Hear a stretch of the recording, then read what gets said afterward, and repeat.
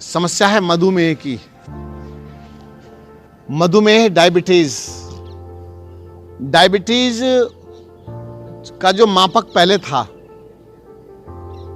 1947 से पहले, वो था कि हमारी आयु प्लस 100, इतना जोड़ दीजिए, यानी कि अगर आपकी आयु 60 वर्ष है तो 60 वर्ष है तो आपकी 160 शुगर नॉर्मल होती है।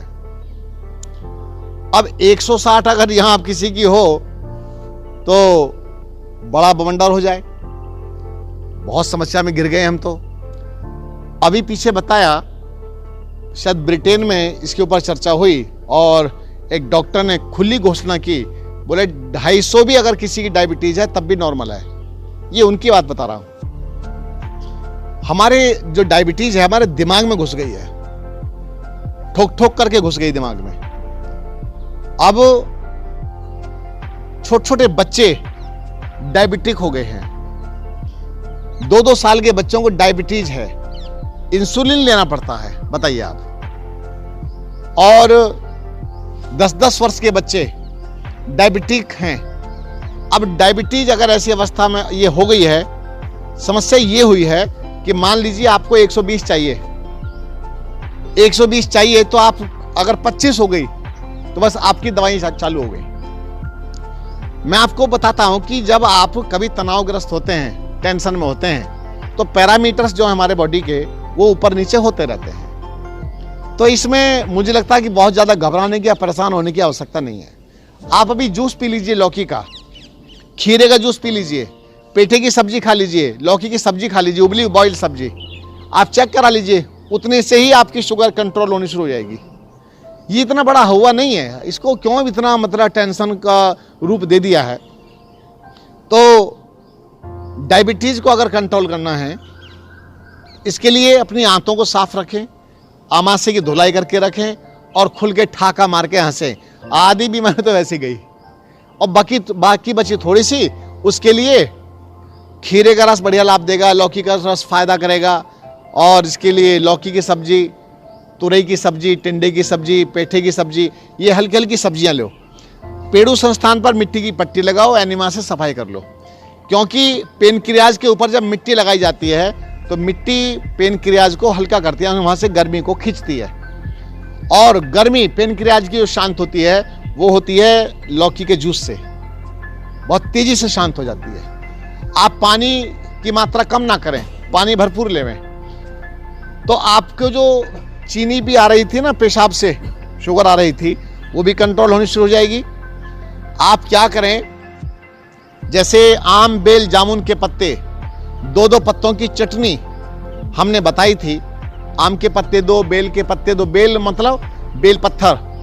और बताएं, हिंदू वर्ग में, हिंदू समाज में जो बेल पत्थर, जो शंकर जी के ऊपर पत्ता चढ़ाया जाता है, बिली पत्र, और इसके साथ ही बेल पत्थर और भी, जैसे उसका शरबत बना के पिलाया जाता है गर्मियों में, इसलिए इतनी बार नाम ले रहा हूं, बिल।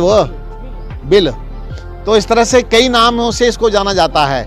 अब कई लोग जो दूर दूर बैठे बैठे वीडियो सुन रहे होते हैं, ऑडियो सुन रहे होते हैं, उनकी समझ में नहीं आता, फिर भी नीचे कमेंट करते हैं कि बेल मतलब बेल क्या है। तो बेल फल आता है, उसका पत्ता लेना है, तो उसके पत्ते लीजिए 2। अब उसके एक पत्ते में 3 होते हैं, है पता, एक में ही 3 पत्ते लगे होते हैं, तो आपको 2 लेने हैं, यानी कि 2 डंठल लेने हैं, जिस पर 3 लगे हुए हैं, कि 6 हो गए वो। इस तरह से आम के पत्ते 2 और जामुन के पत्ते 2, इन पत्तों की क्या चटनी बनाइए। चटनी बना करके दिन में 2 बार ले लीजिए, 1 सप्ताह लीजिए और शुगर चेक करा लीजिए। पीछे हमारे पास एक फोन आया कि आचार्य जी, जो आपने चटनी बताई थी और खान पान बताया था, उस प्रक्रिया से 450 से हम पूरे बिल्कुल नॉर्मल पर आ गए। हमें कोई इंसुलिन नहीं लेना पड़ रहा है, कोई दवाई नहीं लेनी पड़ रही है, और बिल्कुल हम टेंशन फ्री हो चुके हैं, हमारी डायबिटीज ठीक हो गई है। तो इस तरह से आप लोग अपनी डायबिटीज की समस्या को ठीक कर सकते हैं बिना दवाओं के। और जब तक आप प्रसन्न रहना नहीं सीखेंगे, जब तक आप खुश रहना नहीं सीखेंगे, जब तक आप कहे नहीं लगाएंगे, तो तब तक डायबिटीज आपका पीछा छोड़ने वाली नहीं है। ये बुझे बुझे से नहीं रहना, मस्ती के साथ जिंदगी जीना, तो तब जाकर के आप अपनी डायबिटीज से मुक्त हो पाएंगे। तो इस तरह से आप, कई लोग क्या करते हैं, नंगे पैर घास पर घूमते हैं। घास पर घूमना चाहिए, अच्छी बात है, आंखों की ज्योति बढ़ती है और डायबिटीज को उससे भी लाभ मिलता है। ये डायबिटीज वैसे उन लोगों को ज्यादा बनती है जो बहुत ज्यादा लग्जरी जीवन जीते हैं। लग्जरी जीवन जीने वालों को ये समस्या आ जाती है। लेकिन एक बहन अभी मेरे पास में आई, उसको देख के तो नहीं लगता था कि वो, उसका बेटा भी लग्जरी जिंदगी जीता होगा। मुझे लगता है कि वो भी खेल कूद करता होगा, इतने पर भी डायबिटीज आ गई। अब अगर इतने पर डायबिटीज आई है तो अब मैं उन माता पिताओं को दोष देता हूं। किन माता पिताओं को? जिन्होंने गलत जीवन जी जी करके बच्चे पैदा किए, गलत जिंदगी जी जी करके। क्यों? तंबाकू भी खा रहे थे, गुटखा भी खा रहे थे, शराब भी पी रहे थे। जब तुम ऐसा काम तुम्हें करना ही था तो बच्चे पैदा नहीं करने थे, तुम्हें शादी नहीं करनी चाहिए थी। तुम फिर ऐसे ही करो। क्यों? जब तुम ऐसी गलत जिंदगी जियोगे, कचरा खाओ, कूड़ा करकट खाओगे, कचरा खा खा करके शरीर को डस्टबिन बना लोगे, तो इसमें से जो बच्चे पैदा होंगे तो वो महाराणा प्रताप तो पैदा होने वाले नहीं, शिवाजी पैदा नहीं होंगे, भगत सिंह पैदा थोड़ी हो जाएंगे ऐसी अवस्था में। तो बीमार बच्चे पैदा होते हैं फिर।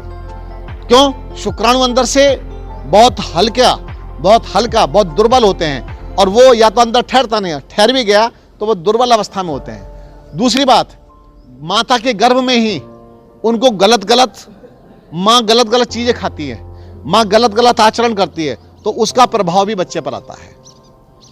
अब जब बच्चा पैदा हो जाता है तो बच्चा पैदा होते ही कई सारी बीमारियों से ग्रसित होकर के आता है। माँ, जब बच्चा पेट में था उस समय माँ गलत खान पान कर रही थी, तब भी उसका प्रभाव बच्चे पर आ रहा था। माताओं को पहले दूध पिलाया जाता था, घी खिलाया जाता था और तरह तरह की बढ़िया बढ़िया चीजें दी जाती थी ताकि बच्चे का पोषण हो। माँ को नारियल खिलाया जाता था, सब नारियल खिलाया जाता था, नारियल का पानी पिलाया जाता था, इसी तरह की चीजें दी जाती थी और जूस पिलाया जाता था ताकि बच्चा एकदम स्वस्थ हो, बढ़िया हो।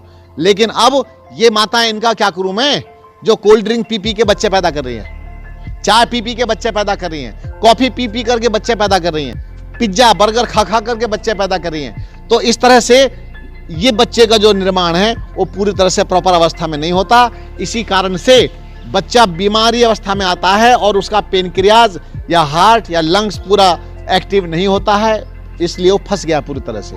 तो आइए हम बच्चों का निर्माण ढंग से करें और गलत चीजों का हम स्वयं भी त्याग करें। जिनका विवाह नहीं हुआ है, मैं उनके लिए भी निर्देश देना चाहता हूं कि आज से ही गलत चीजें छोड़ो, लड़कियां हों चाहे लड़के हों। मैंने पीछे बताया था कि एक लड़की प्रतिदिन रात की 11 बजे कोल्ड ड्रिंक पी के सोती थी। बताइए, हमारे लोग दूध पी के सोते, वो कोल्ड ड्रिंक पी के सोती। उसकी शादी हो गई तो उसकी माँ ने पहले कह दिया, दामाद जी एक बात कहनी है। बोले हाँ जी, कहो जी, कहो माता जी, मम्मी जी बोलो। बेचारा बड़ा खुश, मम्मी जी कुछ कहना चाह रही है। बोले मेरी बेटी को रात को 11 बजे कोल्ड ड्रिंक पीने की आदत है, मना मत करना। बोला जी ना, नहीं मना करेंगे। उस बेचारे ने अपना हाँ भर ली। अब वो तो घर में आ गई। अब दूध पीवे ना पीवे, लेकिन कोल्ड ड्रिंक की बोतल पहले रखी रहे। उसके पति को 1 दिन हो गया, 2 दिन हो गया, 3 दिन हो गया, जब 5-7 दिन हो गए, प्रेम प्रसंग भी पूरा हो चुका लगभग। अब आ गया, अपनी ताव पर आ गया। बोले एक बात सुन भाई, शादी हुई है, 7 दिन हो गए, अब ये कोल्ड ड्रिंक कर दे बंद, नहीं तो होगा मामला खराब। मैं इतना टॉलरेट नहीं कर सकता और मैं इसको झेल नहीं सकता हूं।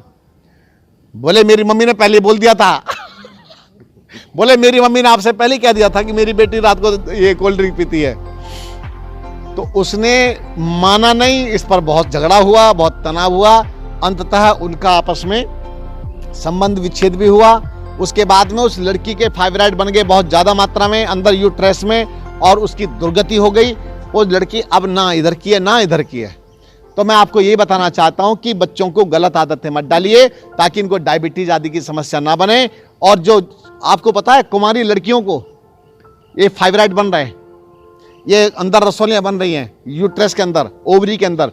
ये बन क्यों रही हैं? क्योंकि गलत खान पान, गलत जीवन शैली से उनका सारा का सारा सिस्टम डैमेज हो गया है और अंदर डस्ट यानी कचरा इकट्ठा हो गया है।